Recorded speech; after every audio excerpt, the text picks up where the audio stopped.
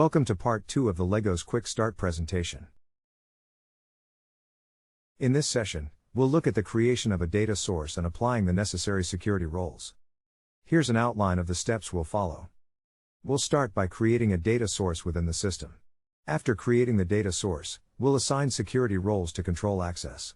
Different roles will have different levels of access, based on the security measures we configured in part 1 of this presentation. So, without further ado, let's get into the intricacies of Legoz.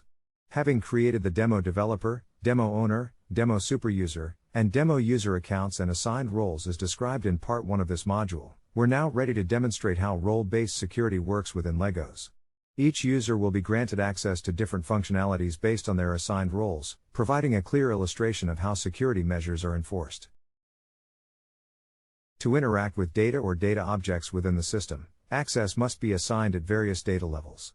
Access can be granted at the data source or data object level, utilizing the roles we created previously.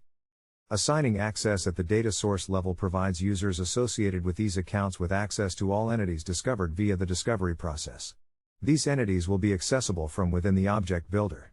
Users who are granted access at this level will have broad access to data within the system. Alternatively, access can be assigned at the data object level. Users associated with roles that have access at this level will only be able to interact with the data objects to which they have been granted access. This allows for more granular control over who can interact with specific data objects. It's important to note that additional security features, such as row level and attribute access, can be configured for further security measures. Refer to the Configuring Data module if you require more information on these features. By utilizing these access controls, organizations can ensure that Legoz users interact with data in a secure and controlled manner, promoting data integrity and compliance with organizational policies and regulations. Let's proceed with the demonstration. Creating a data source. In this demonstration, we will connect to the internal Microsoft SQL Music Library database named Chinook. Start by expanding the Legoz menu item and selecting Data Sources. This will open the Data Sources screen, displaying a list of all accessible data sources for the signed-in user. Click the Create button to initiate the creation process. This action will open the Create Data Source pop-up modal. Fill in the required information for the new data source code. Enter a unique identifier for the data source, such as demo_Chinook_DB. Description: provide a brief description of the data source, for example, Microsoft SQL Music Library database. Type: select the appropriate type of data source, in this case, MS SQL. Enable pushdown algebra. Check this option if pushdown algebra should be enabled. For more information on data types and pushdown algebra, refer to the General Concepts Training module. Once all mandatory fields have been completed, the Save and Continue buttons will become enabled. If you click the Save button, the system will save the header details of the data source, while clicking Save and Continue will open the Data Source Parameters pop-up modal, where the parameters required for the connection can be captured. Click Save and Continue to access the Data Source Parameters modal.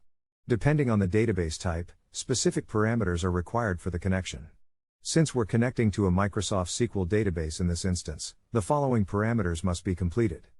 Server: enter Fraxsys MDB SVC headless. Port: enter 1433. Database: enter Chinook. Username: enter SA. And lastly the password: enter the SA password of the data source. Once you've entered all the required parameters, you'll notice that the Save and Define Entities buttons become enabled. If you click the Save button, the system will save the header parameters for this data source.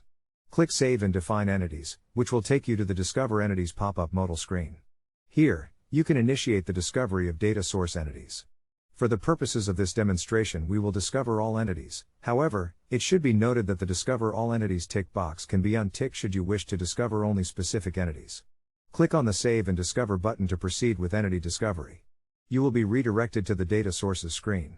If your parameters were entered correctly, a green message will appear at the bottom of your screen confirming that the discovery process was successfully initiated. Now that the data source has been created and discovery of the entities is in progress, let's look at the data source grid icons. These icons provide quick access to essential functions within the system, facilitating efficient data source management and configuration. Configuration icon. This icon opens the data source configuration modal, where you can view the configured settings related to the data source. Parameter icon. Clicking this icon opens the data source parameters modal, allowing you to update parameters if necessary. Discovery progress icon. This icon opens the discovery progress modal, providing a view of the status of the discovery process for the data source. Access icon. Clicking this icon opens the data source access modal, where you can assign access to the data source. Now that you know what each of the data source grid icons is used for, let's go ahead and click the access icon to assign access rights for the data source. In the currently linked grid, you'll see all roles related to the current organization with super user access, including the demo super user role we created in part 1 of this module. To enable demo developer users to develop data objects using this data source and allow demo owners to approve data objects that have been built from it, we need to assign the relevant roles to this data source. To do this, begin by filtering for demo on the org code under the available roles. Next, select the arrows next to the demo owner and demo developer roles to link them. Once linked, demo owner and demo developer will appear as currently linked roles. You can now click the Save button to apply your changes. Thank you for watching part 2 of this training module. In part 3, we'll look at the creation of data objects, applying security roles, and demonstrating the access levels that various users have within the system.